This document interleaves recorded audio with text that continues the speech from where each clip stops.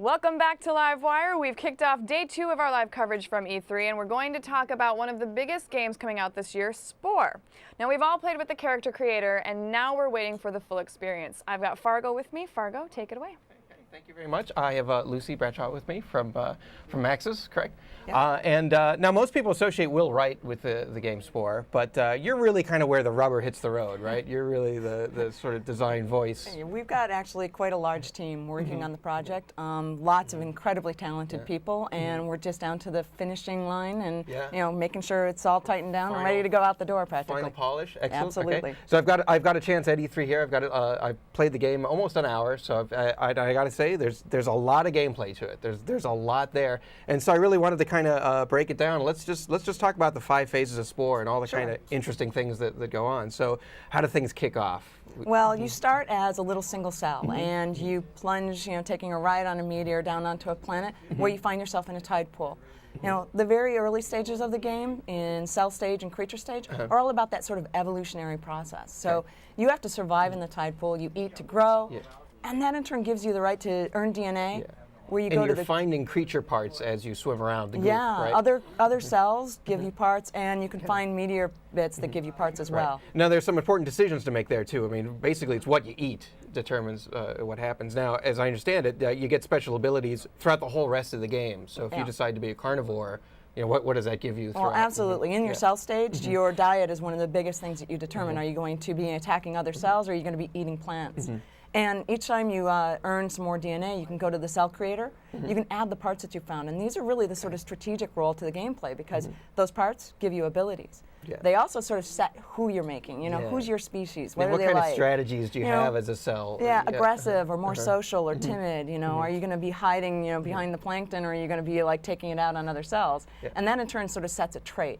So as you advance into creature stage, you have a certain new, unique ability that's unique to the sort of species that you are. And it carries it through for the whole game, which is one of the things that surprised me is, the decisions you make as a little microbe with an eyeball affects the space game later on, right? So about how long do you spend as a cell? Well, the cell is really just sort of a little kind of tutorial phase for the entire game, getting you used to the creators, getting you used to sort of the dynamics.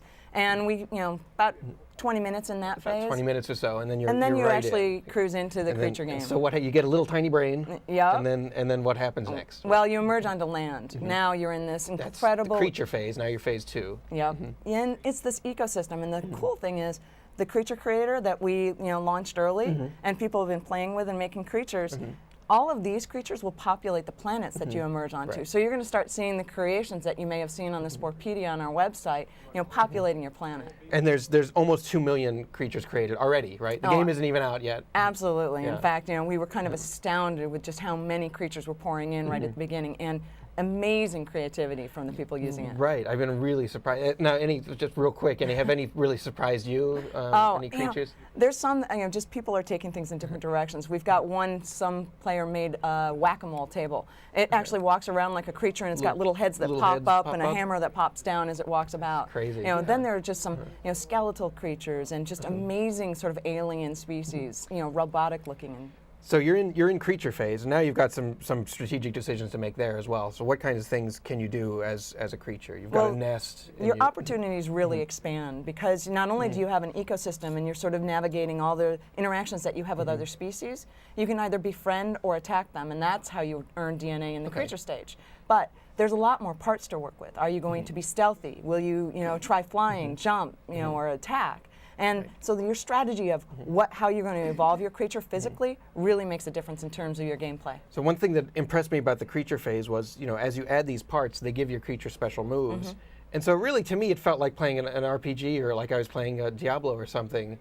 I could really, your moves were bound to the number keys, so you could really kind of create an attack pattern, with a charge, claw, bite, spit poison. Yeah, I have a tendency to work both on the WASD keys plus on the, the different ability buttons, and then you also have your special abilities. So special abilities. So I guess people can understand, certainly if you attack a monster, you can eat it, and then you get some food. Now, why would you want to befriend a creature at this stage? What would you get out of that? Well, when you befriend creatures, you can actually form a pack as you advance in your own, intelligence. So as you become more sentient, your communication skills increase, and when you have a pack, they'll help you out. So they'll follow you around and they'll help you attack or So you get a defend whole yourself. party of creatures now. And you can instead go of- either multi-species parties, or you can have a pack of your own species. So It really kind is of gets like really an powerful. RPG. Yeah, yeah. Now you were Is saying this kind of like a PvP server type of thing? I mean, It this sounds like it, like doesn't it? one of those kind of deals. It's crazy because of all of the different unique species you're encountering too. So you can get a pretty crazy looking pack going. Now you were saying before we started the interview that the game actually turned out a little deeper than you had intended. Like there's a little more to it. Well, there's actually, I mean, each stage, because once you advance from creature stage, you're going to emerge into the tribal phase, where you have a small village, and you're really playing more of an RTS style, where Right. you're kind of managing your tribe, trying to grow its population. So you stop playing an individual creature. Now you pull back, and it's a whole group. So now Yep, it's an exactly. RTS gameplay. But you're Okay. competing with other tribes that are starting to emerge of other species. And again, you can kind of take a very industrious route or an aggressive route with the other tribes.